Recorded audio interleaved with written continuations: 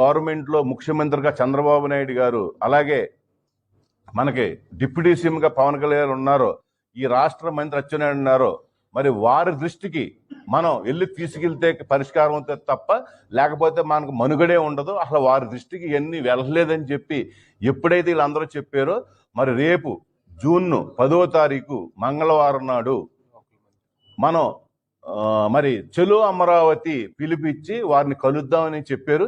తప్పకుండా ఇక్కడ ఏదైతే మన లోకల్ మంత్రి రామానాయుడు గారు ఉన్నారో వారికి ఒక వినతి పత్రం ఇచ్చి ఈ రకంగా మా రైతుల సమస్యల పరిష్కారం కాబట్టి మీ ద్వారా రేపు 10వ తారీఖు జూన్ని మంగళవారం నాడు మేము ఎవరైతే దీనికి సంబంధించిన మీకు మనకి ఎవరైతే మరి ఇలా ఏదైనా ఒక రైతుకి అండగా ఉండాలన్నా, రైతుకి ఏదైనా ఉపయోగపడాలంటే ముఖ్యమంత్రి చంద్రబాబు నాయుడు గారు మరి ఏదైతే పవన్ కళ్యాణ్ డిప్యూటీ సీఎం గారు ఉన్నారు కాబట్టి వారికి మా మొరని ఆలకించేలాగా మీరు కృషి చేయండి. అచ్చెన్నాయుడు గారికి మా ఏదైతే రైతుల సమస్యలు, రైతుల కష్టాలు ఒకసారి వాళ్ళ దృష్టికి పూర్తిగా వెళ్తేనే కానీ ఈ సమస్య పరిష్కారం అవదని చెప్పి ఎప్పుడైతే తెలియజేశారో, మరి రైతు ఘోషని, రైతు యొక్క ఇవాళ ఏ విధమైన దీనస్థితిలో రైతు ఉన్నాడో ఆ రైతు యొక్క బాధని మరి వాళ్ళకి తెలియజేయాల ఉద్దేశంతో చెలో అమరావతి అనే కార్యక్రమాన్ని మా సంఘం తరఫున చేపడుతున్నాం.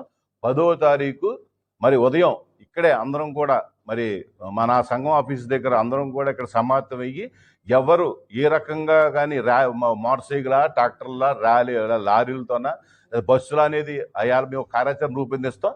తప్పకుండా వేలాది మంది రైతులు, వేలాది మంది కార్మికులు, ఎందుకంటే ఇవాళ క్రాప్ హాలిడే వల్ల కార్మికులు కూడా ఉపాధి కోల్పోతున్నారు. వాళ్ళు కూడా మా బాధను వెళ్ళగొట్టుకుంటాం, మాకు కూడా చాలా సమస్యలు ఉన్నాయని చెప్తున్నారు.